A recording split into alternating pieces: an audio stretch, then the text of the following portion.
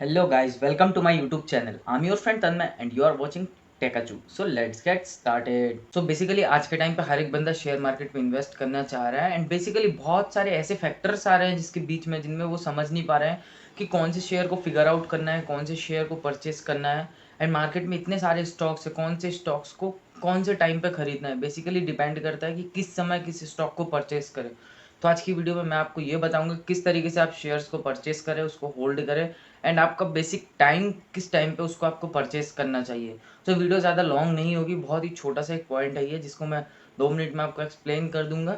तो चलिए वीडियो को शुरू करते हैं। तो बेसिकली क्या होता है कि 3 टाइप के मार्केट होते हैं जहाँ से आप परचेस कर सकते हैं। बेसिकली देखिए, जब कोई भी शेयर क्रैश होता है उस टाइम पे परचेस करना सबसे ज़्यादा बेटर होता है, क्योंकि उस टाइम पे शेयर्स की वैल्यू ऑलमोस्ट 20, 30, 50% तक लेस हो जाती है।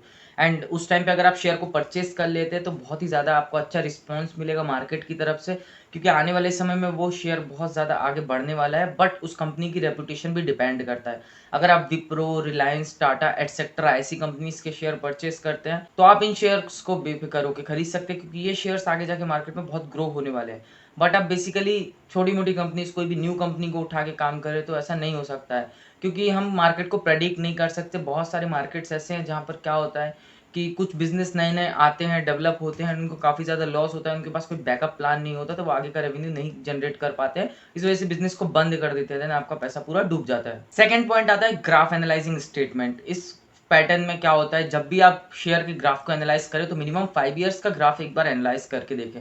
आपको यह देखना ज़रूरी है कि शेयर्स अपने एक्चुअल वैल्यू से एक भी बार पीक पॉइंट पे गया है कि नहीं गया है। अगर वो एक भी बार पीक पॉइंट पे गया है तो उसका हाईएस्ट पीक पॉइंट क्या था और वो कितने टाइम तक उस पीक पॉइंट पर होल्ड किए हुए था, यानी कि उस जगह पर स्टेबल था, ये देखना बहुत ज़्यादा ज़रूरी है।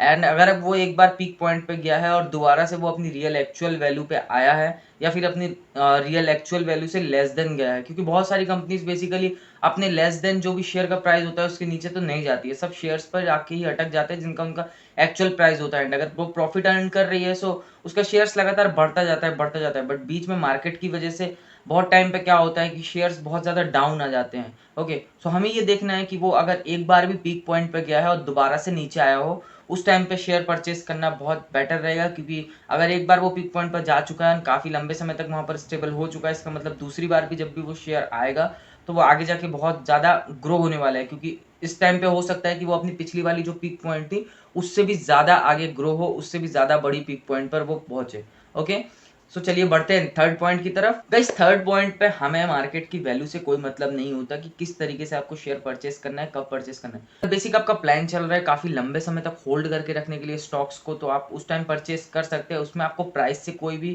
मतलब नहीं रहेगा। अगर वो प्राइस अपने प्रॉफिट में भी चल रहा है, पीक पॉइंट पे भी चल रहा है या लोअर पॉइंट पे भी चल रहा है, उससे आपको कोई मतलब नहीं होता है।